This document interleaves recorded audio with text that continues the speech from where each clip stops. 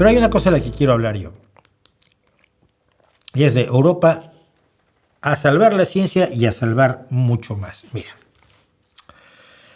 como debe de ser, como es razonable, como suele ocurrir, como caracteriza a la derecha el antiintelectualismo y la anticiencia, pues Estados Unidos, el gobierno actual de Estados Unidos va en contra de la ciencia.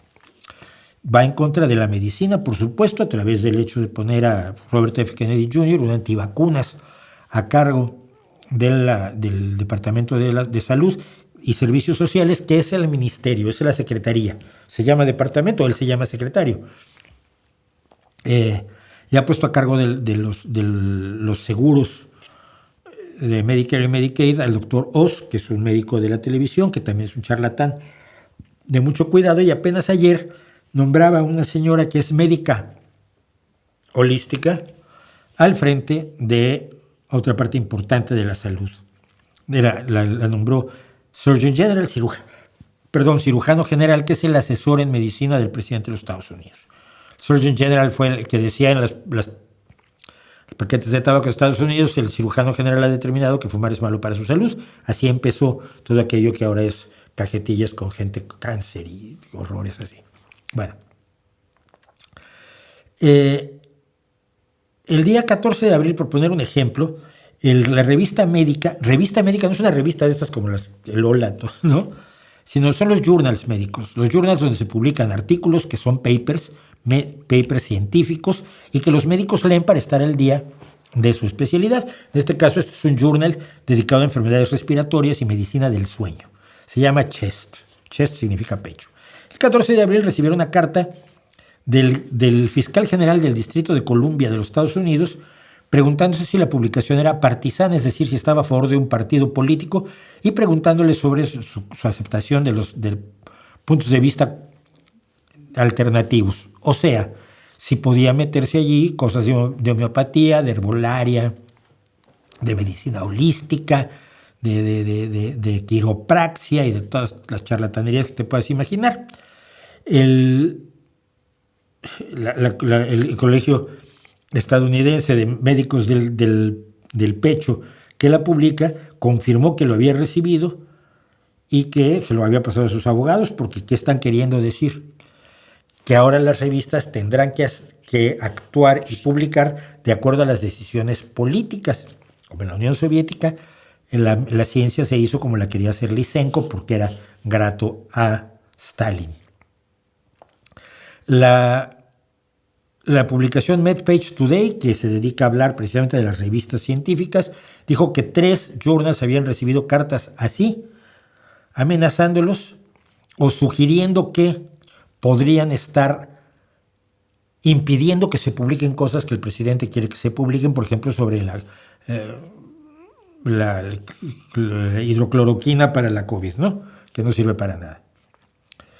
Entonces, se les han pedido a estas revistas que respondan a 5 preguntas, entre ellas cómo protegen al público contra la desinformación, si aceptan artículos de puntos de vista competidores y cómo manejan los alegatos de que los autores han engañado a sus lectores. Claro, este alegato lo puede hacer cualquiera, simplemente porque se le ocurrió, como Robert F. Kennedy dice cosas sobre las vacunas que se le ocurrieron a él. Bueno, pero esto no solo pasó con esto. Es que Harvard se ha quedado sin los 2,000 millones que le daba Estados Unidos, ya lo comentamos aquí, porque, dijo Trump, los estudiantes que tienen, los profesores que tienen, la actitud que tienen, no es estadounidense, no es American, y por lo tanto les quitamos el subsidio. Así de sencillo, esto fue hace 15 horas.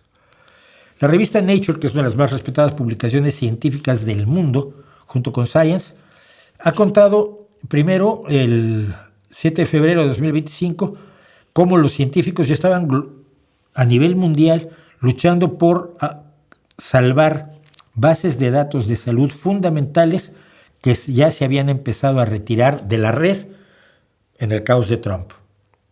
Entonces, esas bases de datos tienen información que es útil, pero Estados Unidos, el gobierno de Estados Unidos las puede borrar tranquilamente, no tiene ninguna obligación de mantenerlas. Y el 24 de abril, arriba a la izquierda, cuenta que los principales institutos europeos se unen a la carrera para salvar los datos científicos de los Estados Unidos.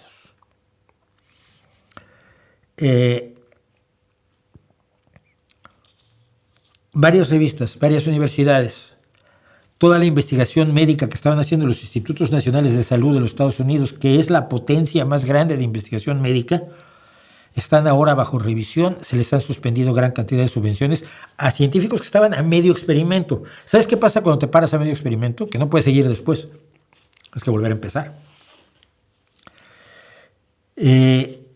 Ha habido un embate brutal de Donald Trump y su banda contra la ciencia en Estados Unidos. Y la respuesta ha sido esta. Y yo estoy tan enormemente contento con esto como no se lo pueden imaginar. Elige Europa. Esto es una publicación en red de apenas hace 2 días. Hace solo 2 días está en la red. Elige Europa. Avanza tu carrera de investigación en la Unión Europea. Elige la investigación rompedora. Como centro líder mundial de investigaciones e innovación con libertad para la ciencia, la Unión Europea ofrece un entorno ideal para que avance tu carrera. Nueva oportunidad para los científicos en Europa. Lo que ha hecho Europa es decir, a todos los científicos a los que Donald Trump está persiguiendo, que les ha quitado sus fondos para investigar, que les está cerrando los institutos de investigación, vengan a Europa. Europa los recibirá. Europa va a estar al frente en ciencia. Hay que recordar una cosa. Europa tiene más publicaciones. La Unión Europea, los 27 países que conforman la Unión Europea, o como dice Fernando Lastra, los Estados Unidos europeos, publica más ciencia que los Estados Unidos. Así como económicamente están al nivel en Producto Interno Bruto ponderado por capacidad de adquisición, que lo tuve que explicar el otro día, es decir, por poder de compra, la economía de Estados Unidos y la economía de la Unión Europea son equivalentes. La Unión Europea publica más ciencia, pero menos ciencia de excelencia que Estados Unidos. Es decir, Estados Unidos sigue siendo el líder en publicaciones científicas de excelencia. China viene todavía en tercer lugar. Pero no es que la Unión Europea esté perdida en ciencia, es que tiene un nivel muy aceptable, muy importante en la producción científica. La producción científica es el hallazgo de nuevas cosas. Y ahora Europa va a asumir o pretende asumir el liderazgo en ciencia.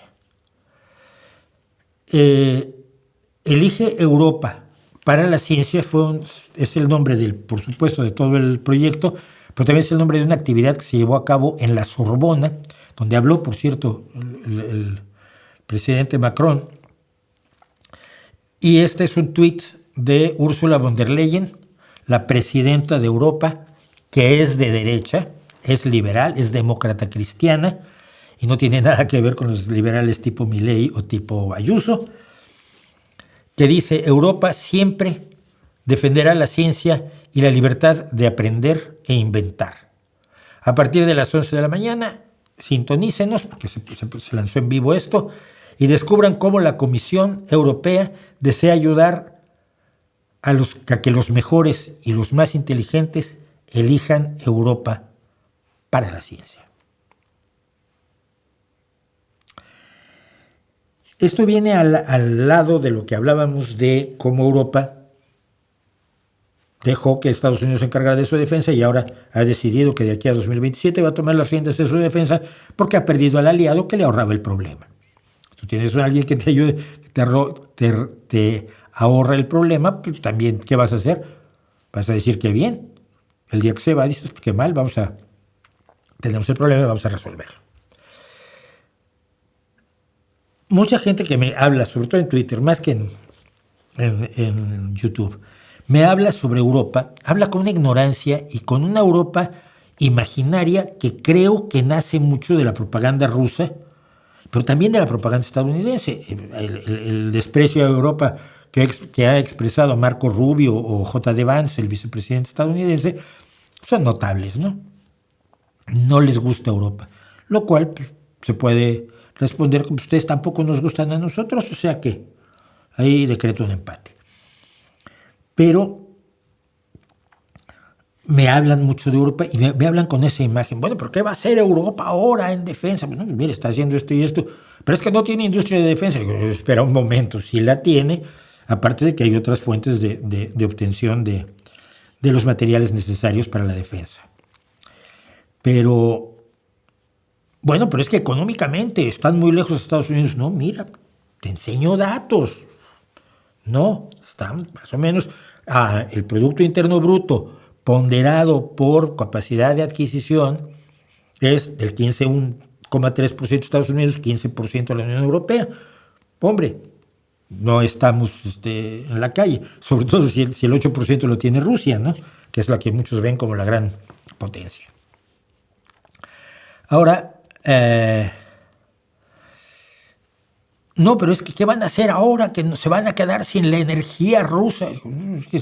Hay un proyecto precisamente para desconectar a Europa de la energía rusa, también fue presentado la semana pasada, y obviamente implica comprar energía en otro lado, porque tienes que comprar a los productores y Europa no es un gran productor, pero a quien hundes tú al dejarle de comprar gas es a Putin, no a Europa, Pero sí hay un proyecto de sustitución de fuentes, de fuentes sobre todo de gas natural. ¿Por qué crees que Europa no está pensando en esto? Me da mucho la impresión de que todo está diseñado por eso que hacía la televisión rusa en 2022, cuando hacíamos todavía la tele rusa aquí. A fines de 2022, la tele rusa decía que los alemanes se habían salido a las calles a cortar con hachas los árboles de los parques para calentarse con la leña de los árboles de los parques. Entonces parece que no saben que la leña hay que secarla, porque si cortas un árbol y lo pones en la chimenea, te va a ahogar el humo. Son muy tontos. Pero estuvieron diciendo que en Europa nos íbamos a helar y nosotros en Europa, ¿tienes frío? Pues normal. Ya, pues si te metes en casa, pues enciendes la calefacción. Ah, mira. Y si hay calefacción, sí, en todos lados hay. Se ha generado una imagen falsa. Y yo le decía a alguien, mira, el problema es este, yo creo en el proyecto europeo porque es un proyecto de naciones diferentes que han estado en conflicto y que han aprendido mucho desde 1948 hasta hoy. Aprendido mucho incluso de lo que es la convivencia, ¿no?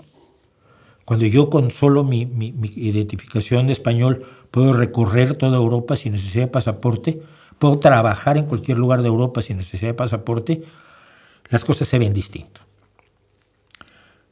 Yo creo mucho en el proyecto europeo como proyecto modelo de muchas cosas. Pero sobre todo, creo en Europa porque es la única potencia científica y económica que tiene un proyecto de futuro.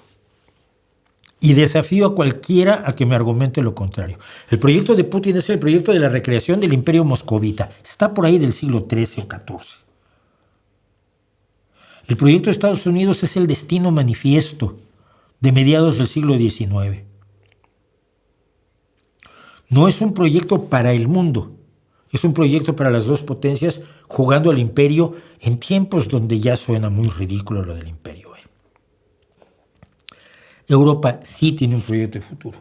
Y curiosamente, mientras estaba yo contando esto, uno de los políticos de aquí de Asturias que más respeto yo, Fernando Lastra, decía lo siguiente en televisión, y creo que él puede pues resumirlo mucho mejor de lo que yo lo puedo hacer jamás. Así que pues esto es lo que dice mi muy apreciado Fernando Lastra. Es considerar que la Unión Europea, la actual Unión Europea, la construcción de estos Estados Unidos de Europa, es seguramente la idea política más brillante de la edad contemporánea. Y que no podríamos imaginar nuestra realidad social, política y económica sin que existiera. Ahora bien, de un tiempo a esta parte nos están empujando a que miremos la maquinaria, la estructura, el funcionamiento. A ver, ¿cómo funciona esto? ¿Cómo se toman decisiones? Si es lenta, si rápida, si está muy burocratizada. Y estamos, en cierta medida, todos poniendo los ojos en estas incómodas circunstancias. Yo prefiero analizar la realidad europea en función de los resultados. Esto es una manera más hegeliana de decirlo. Esta es una manera mejor de definir la verdad. La verdad son los resultados.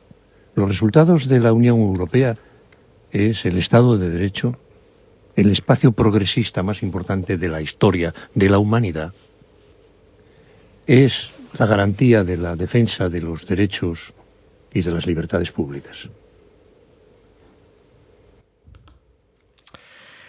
Y a eso sí tengo algo que añadir. ¿Dónde están defendiéndose los derechos? En los Estados Unidos, con la persecución de toda persona que tenga un color incorrecto. Europa ha sido enormemente generosa con los inmigrantes, no puede aceptarlos a todos. Pero Europa, la actitud de Europa ante la inmigración ha sido radicalmente distinta de la estadounidense. No están defendiendo las libertades. El Estado de Derecho que en Estados Unidos se está demoliendo completamente, donde se arresta a jueces por no hacer el capricho del señor presidente, del dictador, del Führer. ¿Dónde vas a buscar libertad, derechos, respeto del Estado de Derecho? ¿Estados Unidos? ¿O lo vas a buscar a Rusia? Donde la cantidad de gente que se tira por las ventanas cuando está en desacuerdo con el señor presidente, con el señor Führer, es enorme. Donde se encarcela a la gente por sus opiniones durante años. Donde se persigue a los homosexuales, donde es legal apalear a tu mujer, como no lo era ni siquiera en la Unión Soviética, tuvo su momento enormemente feminista. ¿Dónde vas a buscar los derechos y las libertades y la visión de progreso y de avance para el mundo? En China tampoco. China también tiene un proyecto centrado en la gloria de China. Europa es el único proyecto de futuro para el mundo que vale la pena pelear. Y si a ustedes les han contado que Europa es otra cosa, infórmense, porque no es así. Y tenía yo como ejemplo, fíjense, de algo de lo que se está haciendo aquí. Esto, que es una molécula antiviral de amplio espectro que acaba de ser anunciada por una investigación del área de enfermedades infecciosas y del sistema inmunitario del IBIS en colaboración con la University of Texas Medical Branch, liderada por los doctores María Eugenia Pachón Ibáñez, Javier Sánchez Céspedes y Jia Zhou, que ha dado lugar a una publicación del estudio en la revista Antiviral Research. Esta es una colaboración que empezó en 2016 para identificar y desarrollar nuevas moléculas antivirales porque no tenemos nada eficaz contra los virus. Volvamos a recordarlo. Los antibióticos atacan bacterias, hay antiparasitarios que atacan parásitos, los antivirales que tenemos son muy limitados, cuando ya por eso usamos vacunas. Las vacunas fundamentalmente nos defienden de virus, porque hacen que tu cuerpo aprenda cómo combatir al virus, porque si ya te infectó el virus no hay más que esperar que te salves o te mueras. Así que era necesario desarrollar nuevas moléculas antivirales, dada la falta de alternativas terapéuticas para la gran mayoría de infecciones causadas por virus. Tras varias rondas, se seleccionó una molécula llamada JMX0312, espero que luego le pongan un nombre más bonito, por su potente actividad antiviral frente a adenovirus y citomegalovirus, y sus favorables características farmacocinéticas, es decir, cómo se comportan farmacológicamente adentro del cuerpo humano.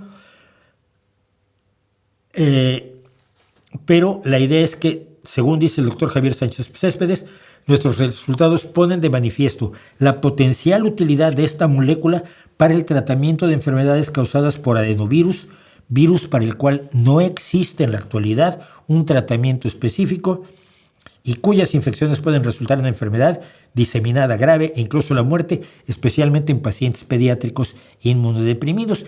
Los pacientes pediátricos inmunodeprimidos son aquellos que generalmente están bajo tratamiento contra el cáncer, pero el tratamiento contra el cáncer deprime el sistema inmunitario. Esta molécula ha mostrado potente actividad antiviral frente a virus ARN, poniendo de manifiesto el amplio abanico de patógenos frente a los que podría eventualmente ser utilizada como tratamiento. Esto se está haciendo. No sale en los periódicos, pero se está haciendo todos los días. ¿Necesita España en concreto invertir más en ciencia? Por supuesto. ¿Mejorarlo todo? Sí, sin duda alguna. Pero está allí. Europa está en la posición en la que debe de estar y quizás quienes me oyen fuera de España y algunos que me oyen dentro de España deberían replantearse exactamente qué creen que es Europa, porque yo mucho me temo que están muy equivocados.